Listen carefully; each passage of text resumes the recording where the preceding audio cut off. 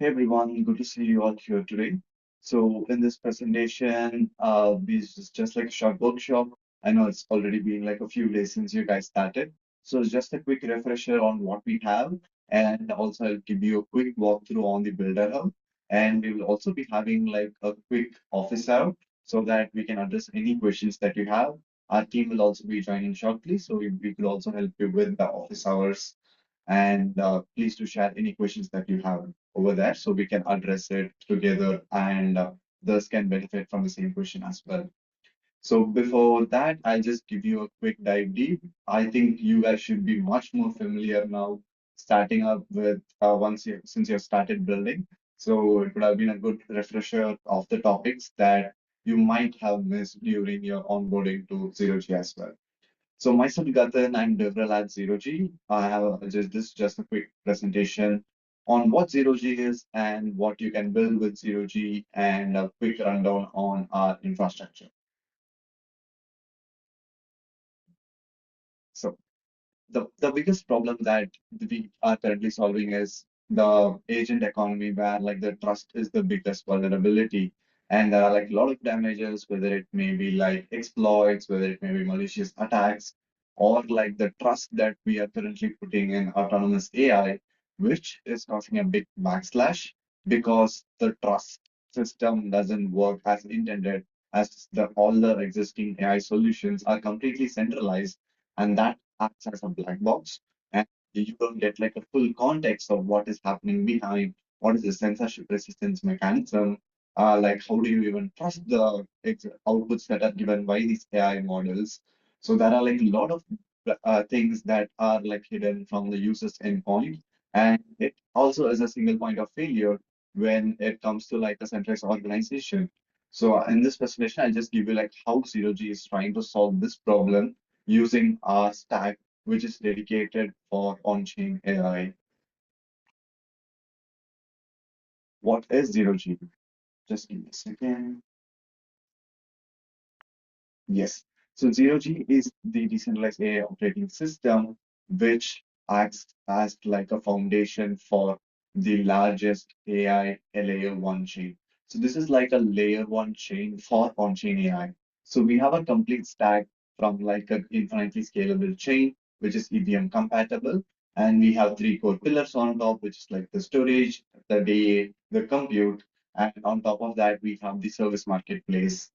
So other than these, we have like few other features like giving agentic ID.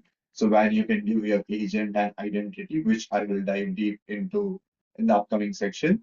And just moving on with storage and DA. So the chain acts like a base layer where all the transactions get settled. It is completely fast. We have achieved a block time of like less than 1 second. And for the storage, DA, and compute. So the storage, you might question like, why do you need a storage when there are other storage providers in the market? Why do you need just like to have your own storage into the ecosystem? So here the thing is that the existing storage providers are really expensive, and also they are not meant to handle the throughput of large scale AI models uploading huge data sets of GBs and TBs of data onto like and giving them like an on-chain verifiability. So that is not what other chains or like the other storage solution providers are intended to do. But here with Zero G, we have our storage dedicated for you to upload large-scale data sets, models, assets, vectors, anything that you might need to train and use those models to get like verifiable inferencing. Next comes like the DA layer. And with the DA layer, it acts like an off-chain data storage where you can just check for like proofs later, like once, for example, you're training some data sets and the model is released, and like a lot of people are using that models with verifiable inferencing. If someone wants to verify the history of like the training data, they could use this off-chain storage or like the data availability layer to get access of like the historical data. Next is like the compute, which is like the cream on top of the cookie that we have. So with this, you will be able to get verifiable inferencing from AI models, or we call it like a sealed inference. So the complete execution of like the input output stream that you give request for an AI model happens in a DEE environment or a trusted execution environment where like the input output system is not tampered by any external agents.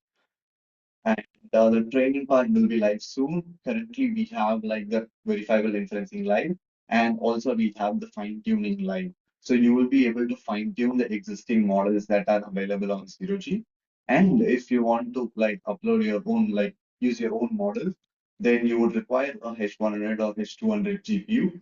And using this service marketplace, you will be able to register your AI model and use it as a provider and get like the input output usage. But actually, we have like open source models like GLM 5.1. We just had it live today. And other than that, we have like 23.6. We have GLM 5. We have GPT-OSS. We have DeepSeek. We have uh, 27B on the testnet. So these are like different models, and we have few other models as well, which you could find on the docs to get like the up-to-date model list. Moving forward, just give me a second. Yeah, these are the problems that are you're facing the existing with the AI today. So which I just gave a quick brief before. So it's like a complete black box. You can verify the data or the models. And with vendor lock-in, the apps depend on closed APIs, opaque pricing. So you have like no idea what was the actual inferencing cost and how much you are being charged for the same thing. But Zero-G provides like open decentralized storage and compute markets. There is no single vendor that controls your complete infrastructure. Next comes the ownership. So users don't own their agents or outputs. It's completely owned by the centralized organization. But here, with the verifiable AI, like the attestations that you receive, you have the ownership and accountability that that model performed as intended, and that also gives much more confidence for like the DApp users that you build using this AI inference. So Zero-G supports on-chain AI agents, INFTs, which we have recently rebranded to as Agentic IDs. As I mentioned, I'll just dive deep into the upcoming slide on this topic. And centralized control and censorship is another big issue when it comes to like centralized AI. This comes into incentives. Yes, this is the one thing like everyone are aware of like what the platform charges and what the builders will be able to like get as an incentive for like contributing to like whether it may be like training these models or whether it may be providing your own GPUs for like the computation. So that's not like proper structure for incentives. With zero G, as you mentioned, we have like the four core components: the chain, compute, storage, and DA. That's it. I'll just keep that in mind. And let's quickly start with the zero G storage. So just inbuilt, so we have like an inbuilt log layer storage. The other storage that we have, which we saw a lot of people having questions in this hackathon, is the KV storage. For KV storage, you currently need to run your own nodes, but for the requirement for KV storage, you will be able to achieve it with the existing storage, the log storage that is available. And for that, you don't need to run any nodes. You could just start with the SDKs and starter kits that we have. And with the uploader function, there's no requirement for flow contracts that we previously used to have. So with these latest updates in the SDKs, which I will clear a lot of questions that you had in the office hours, so with these latest version of SDKs, it's all about using the uploader function and the downloader function. And this is how the process goes. So when you upload your data, so that data is split into multiple chunks using a system called as erasure coding. And that chunks of data are distributed into the decentralized nodes. And once these are distributed, so that is one part, that is like the data storage, and the other lane of data publishing happens simultaneously. So that what happens is when these nodes receive these data chunks, it signs that it has received this data, and that sign attestation is stored on the zero G contract. So that is like that forms up like a Merkle tree. So the Merkle tree gives you the complete system of like how the data chunks are distributed in between these nodes, and you are returned back from zero G storage network All that is returned back is like a root hash. So with this root hash, you will be able to like download the data back from the network. So, and currently we have recently launched encryption, and you will be able to get encryption. You'll be able to encrypt your data before you're uploading it to zero G storage. And this is a quick cost comparison that you could see with AWS S3 and with zero G storage. And you could see that you'll be able to achieve like 80 to 90% of cost saving, even with giving in the decentralization aspect into it, along with the verifiable permanence, tamper proof. There is like a decentralized redundancy. So, for example, if node A is having chunk A, there will be another copy of that chunk in one other node. So there will be a redundancy in it will avoid redundancy, and you will also have like a fallback mechanism. So even if a few nodes fail, there will be like an alternative node from which that so data chunk can be fetched. So all the like elaborate details are available on the documentation. So please do check it out if you're interested to learn much more technical deep dive before you start building. Yes, this is GLM5 that is live, and GLM 5.1 is live today. So yeah, this like it's the encrypted. You get ZKML proofs of like the that ZKML proof that the output that you received was completely verified. And next goes to like the 0G DA and chain.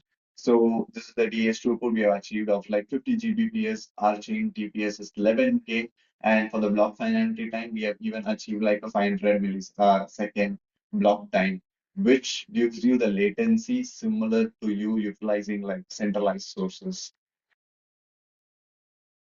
And this is one interesting thing that you can utilize to build, which is called as Agentic ID.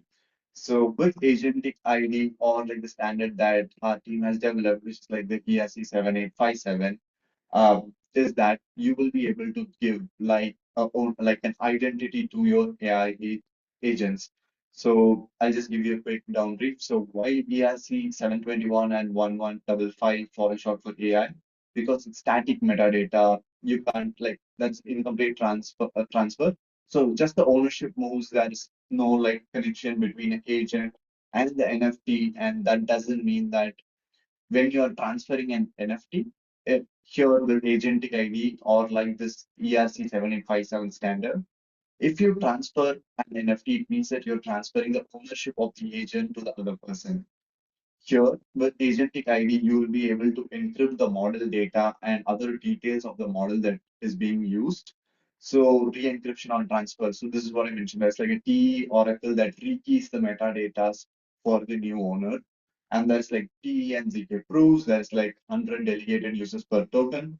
So, without transferring like the INFTs, you can also like delegate like access to different users who can utilize that NFT without like completely transferring the ownership to that person. So yeah, these are like a few points on like how agentic ID solves this problem. You could use this in your application when you can use this as an identity to your agents. So this gives like a quick details on like how you can do this flow. And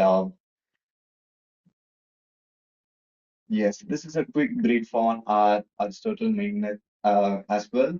So this is live since September 2025. Aristotle mainnet is like the main chain, and for like the testnet, we have Galileo. And we have $325 million raised from tier one investors. We have 400 integration across the stack. And also, I'm proud to mention that we have the largest ecosystem for on-chain AI projects. And please feel free to let us know if you need any support from other ecosystem projects, and we can help you get connected. And we want you to grow as an ecosystem and build for on-chain AI, where you can get educated with zero G, you can understand how you can do it efficiently with zero G, and you can utilize all the ecosystem partners product and just start building with and make AI trustless and also decentralized. And one other thing that I would like to introduce is we have a ecosystem grant program called Guild on Zero G, and we have the 2.0 version that is currently live.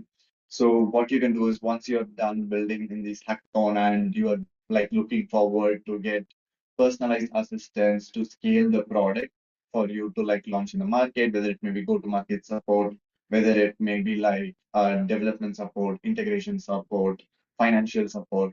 We will be able to like provide the necessary support for you post the hackathon.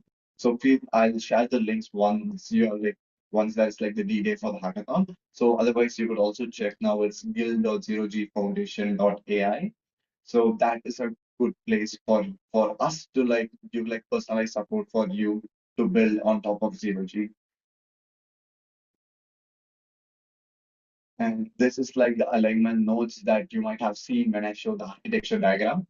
So these are like the nodes that we distributed over a node sale to our community members. So this gives access or the power to users to like have ownership or like be part of the governance of zero G's a network in the future. So yeah, this for like the development stage, this has no impact right now, but please do keep in mind about like the alignment nodes that we have, and you could even like have this to be part of the governance of the zero G chain. And yeah, just give a quick dive deep on the price pool. We have like two tracks as it's halfway, and you might have all planned what you're planning to build. So by just giving a quick round, first one is $7.5K, second one's also $7.5K.